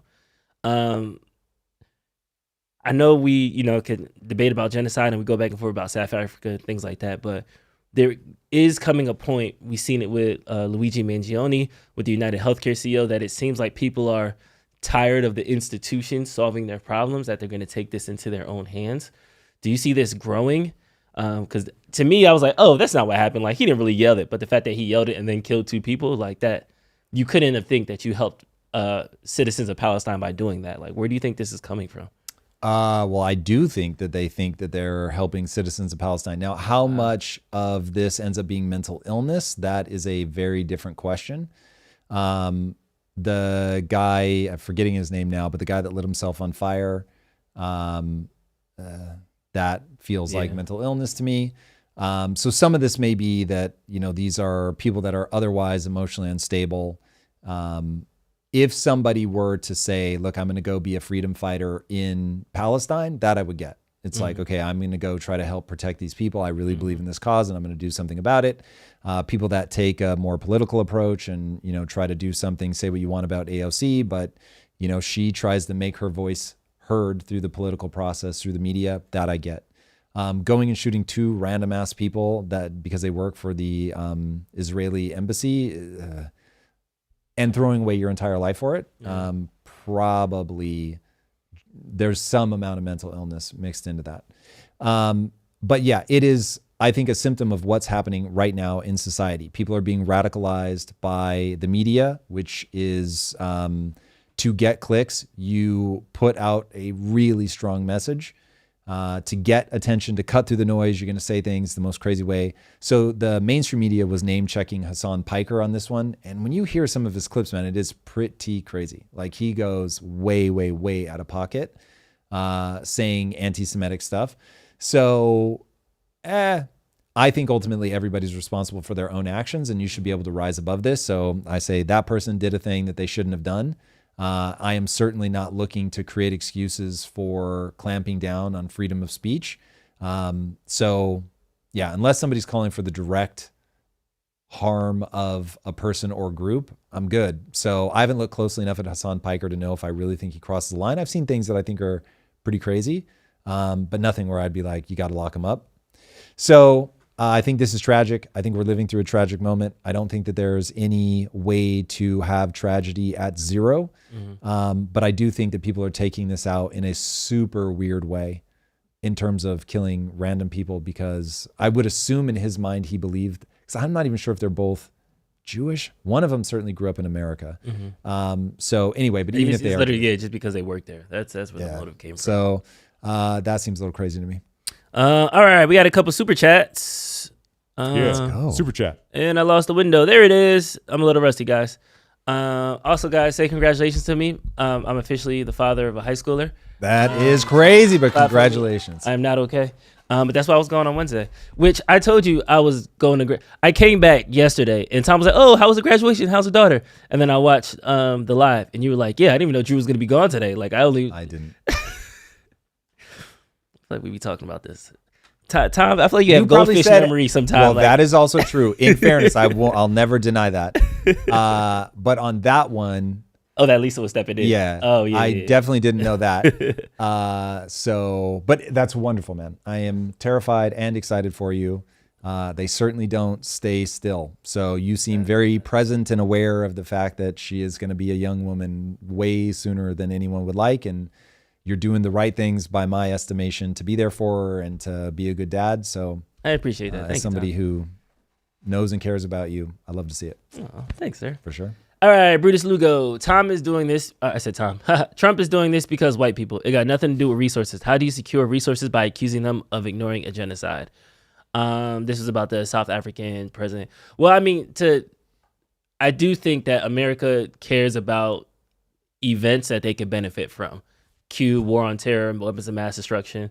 The fact that Israel, I think, gets a pass is because they're at the middle of oil heaven in earth. Like that's where oil flows. If we don't have a presence there, that entire region can be manipulated, taken over by another foreign entity. So if we have an industry plant in Israel, I think that's why they get free pass to do what they do in the Middle East. So it's probably deeper than that. There's certainly religious ties between the Christian and Jewish faith. There's also a ton of AIPAC dollars in the U.S. Some say they're an incredible lobbying organization. Others say they're a bunch of buffoons that just splash money around stupidly. But either way, they're there. They're lobbying. People make a call for that. And then historically, I just think from a value system perspective, there's been a huge gap between Western values and Islamic values. And so that's created a big sense of they're the other, and then Jewish people are the us. And so I'm sure that feeds into it as well. So, and then also, especially for somebody of Trump's age, it's like the idea of World War II is so a part of the foundational building blocks of how you think of America and how you think of the world and international power and struggle. And so I think that's part of what somebody like Eric Weinstein is mourning right now. And I don't want to speak for him, but seeing some of the tweets that he's been putting out about Sinwar being an absolute genius strategist who from the grave is getting Israel to continue to do something that erodes all of that credibility that they had after World War II, where people had deep sympathies in a sense of, yes, you had to have somewhere to go home to. And now he posted a clip. It's really quite insightful. There's a scene, I don't actually remember it. I don't know if it was from Breaking Bad or Better Call Saul, but anyway, where the bald white guy, not Walter White, Mike, like goes to, I think it was Salamanca, and is trying to get him arrested. And so he grabs Salamanca by the shirt, which then forces Salamanca, because he keeps saying, let go, let go, let go, and he won't let go. So he starts beating the shit out of Mike because he won't let go. And that's when the cops pull up and Salamanca, or Mike goes, is that the best you got? Because even though he's about to beat him to a pulp, he got what he wanted, which is the cops have now come over. And so Eric is saying that's exactly what is happening right now to the Israelis, is that by the Hamas taking the hostages, they've now got a hold of Israel's shirt collar, and Israel just won't stop punching them.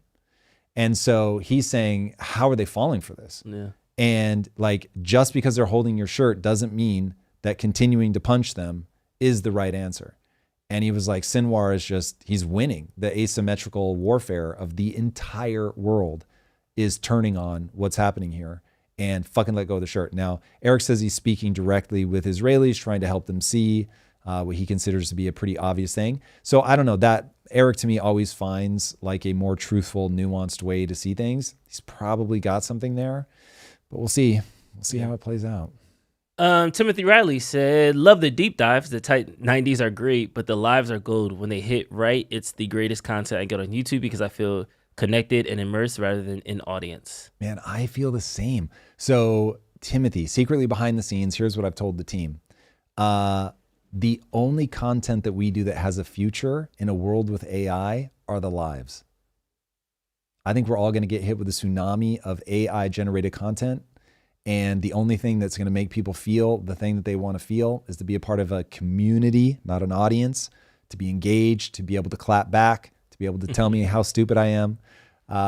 And it is also, it's not a little more fun. It is orders of magnitude more fun. So the scripting takes so much time and energy. Oh my God.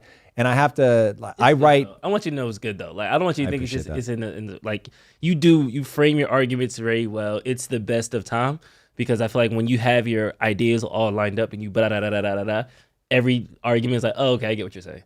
And even if it's like, I don't agree, I'm not going to give you standard innovation, it's still like, oh, okay, I see what he did there. And you at least present. Very kind. Well, I mean, we'll see. Yeah. But I think that we've got to make the lives work. That's the thing that I think has more legs. We'll see. We'll see. Hypothesis. And then last one from Patrick Wrightson. Yeah. What's up, Patrick Wrightson? Yeah, all the complexity can drop away. It's either wrong to kill, to persecute, kill, oppress, steal from other humans based on race, or it's not, which it is indeed wrong. LOL. Full stop. Yes. Yes, it is wrong. Yeah.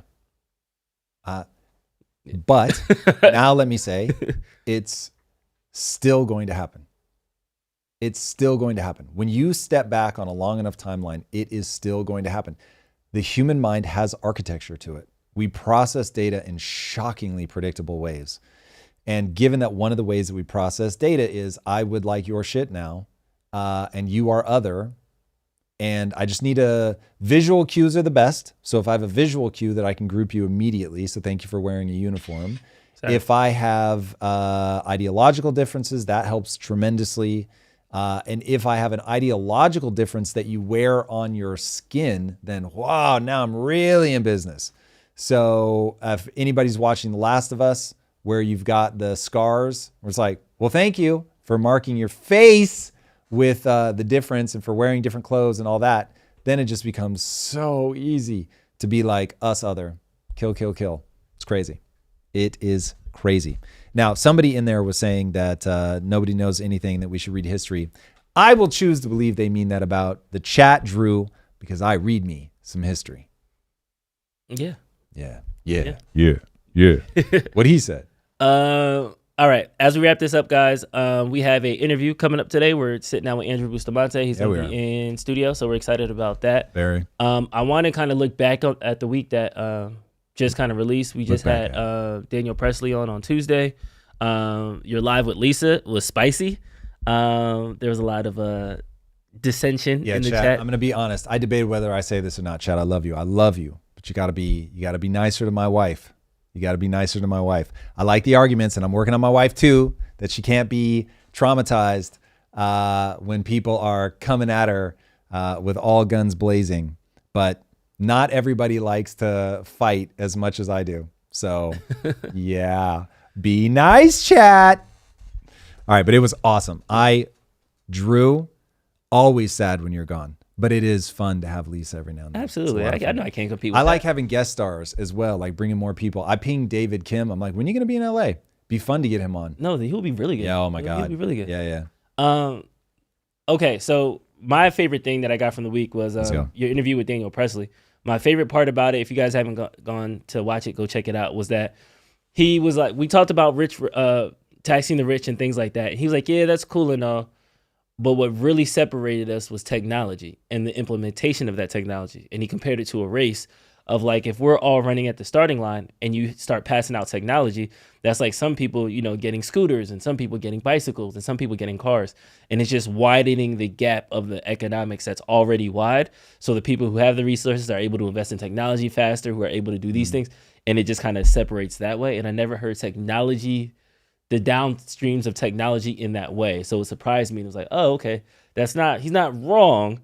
It's not the whole picture, but it's definitely like he's not wrong. So I thought that was interesting. Dude, I really like Priestley a lot. He is very bright, very fun to go back and forth with. I think he has his finger on a thing that is true, but the scale difference between the effects of money printing and the effects of disproportionately distributed technology could not be more stark.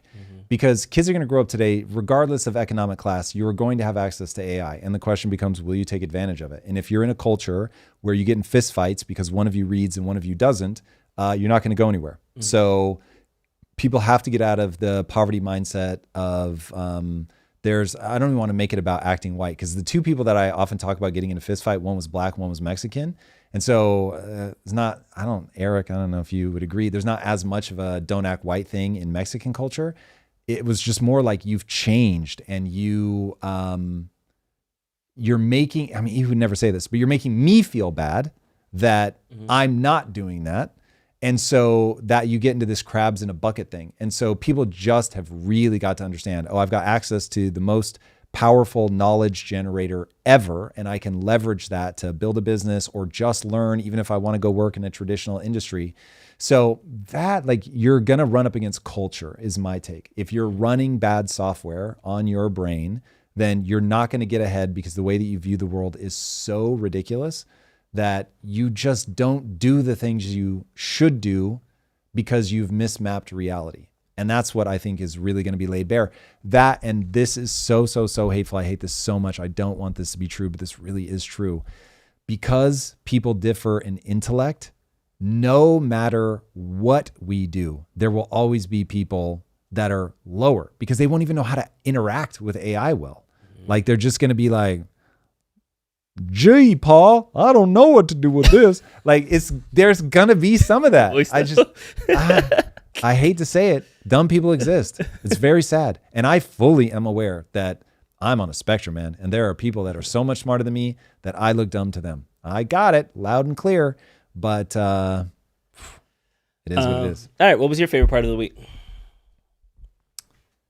For real? I put you on the spot. I did. Yeah. But do you mean work-wise or just full stop? I was thinking our content that we put out, but now I want to see full stop, because I feel like you're going to give me something like esoteric or something like. Well, so whenever something like that good happens, it usually means that it's something with my wife. And I had been sick, and so we do symptom-free sick. So until you're not coughing up in the middle of the night, even though you're probably not contagious anymore, we sleep separately. So this week was the first week that I was sleeping in the same bed with Lisa. So right before we fell asleep, I put my head in her lap. Oh, so nice. So nice. So that literally, when you asked, that was the first thing that popped into my You're head. such a good husband. That's beautiful. Yeah, no, I am a hyper responder to oxytocin and vasopressin. That is almost certainly true.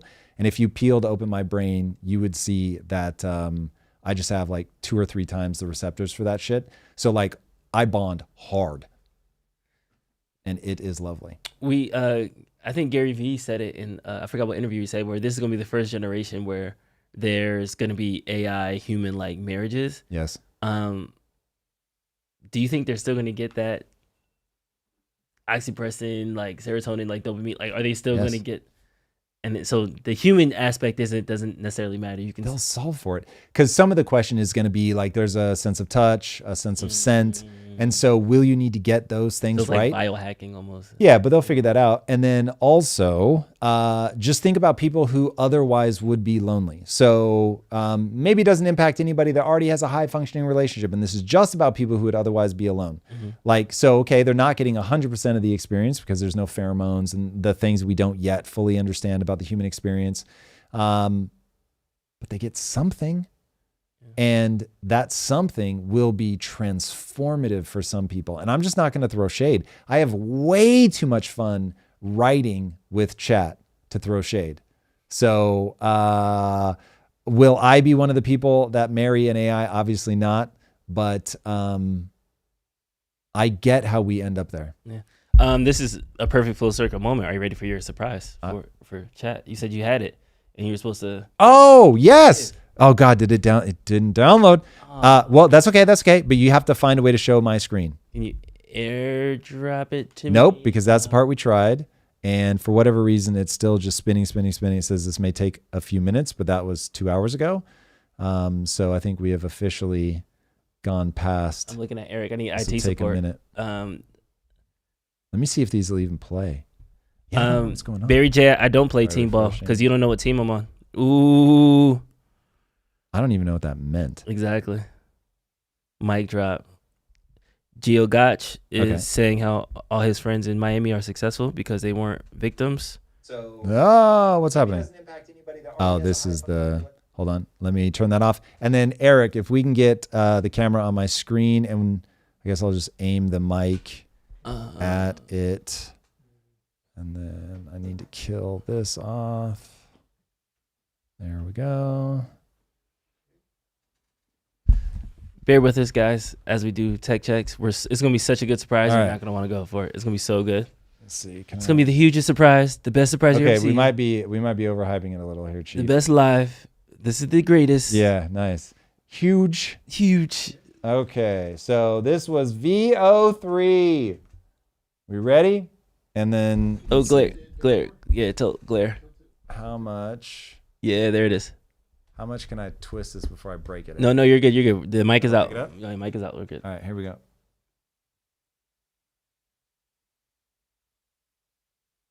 Oh, why can't you hear? What's happening? God damn it. Somebody said OMG. Ready to see the real. There it is. Yeah, I hate shit like this when it all goes wrong, Drew.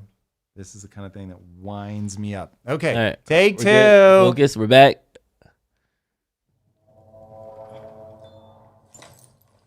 Hello, billionaires. Are you ready to see the real world? This shit is crazy. Hello, billionaires. We did it, guys. I spent so much time trying to get it to be the actual right pills. I did like 8 versions, and alas, I would either get the pills right and the person would look stupid, or to people saying clean your screen, my wife is mortified to her core when I say I could not care less. It is slop, Aaron. You are correct. But it is, we're about to go through an AI slop summer. It's going to be madness. Madness, I say, when you can get something that cool in like 15 minutes of prompting is insane, dude. Not a single pixel of that is real. That is so crazy. That's wild. The audio, nothing. Oh, Drew, I'm gonna have some fun with that.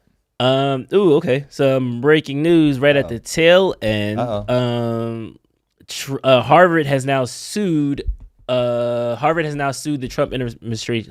One more time. Harvard has sued the Trump administration for blocking enrollment of foreign students. So there was a legislation that Trump passed a couple days ago that blocked Harvard from enrolling international students anymore. I didn't even know it went through. And then Harvard has now countersued.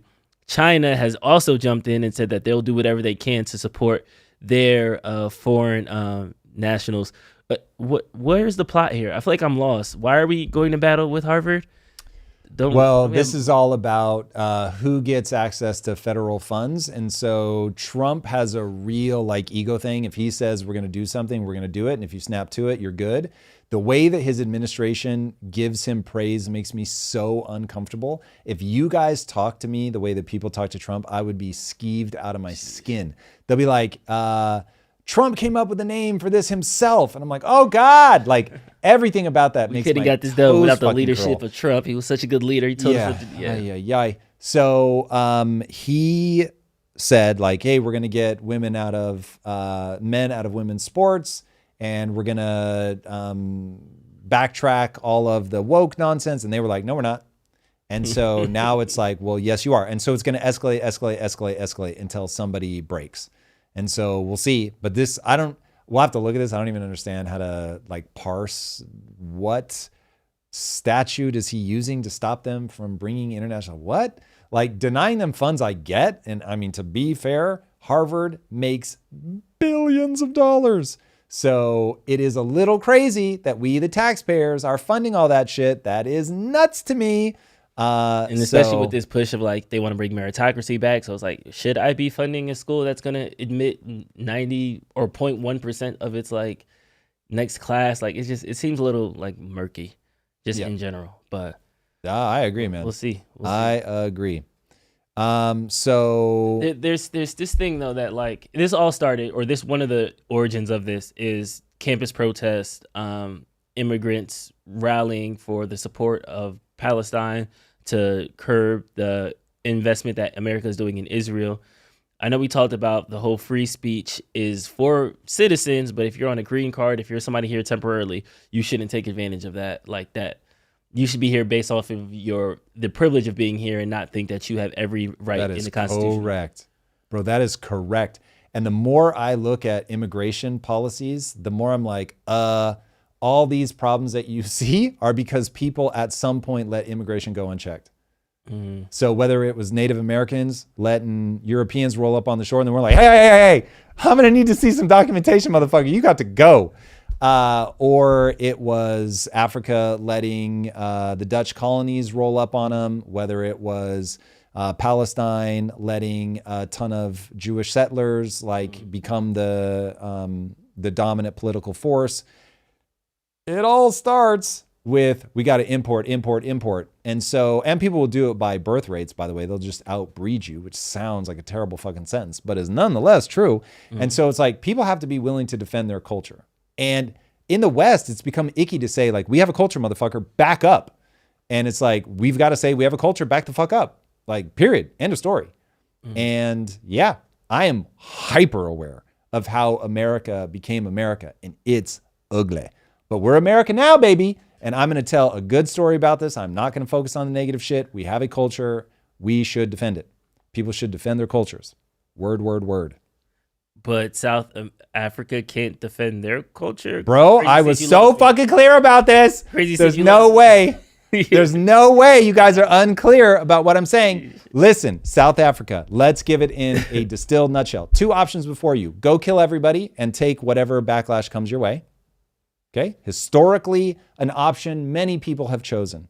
Option number 2, realize that at some point, if they've been there for 400 years, they are a part of the nation as well.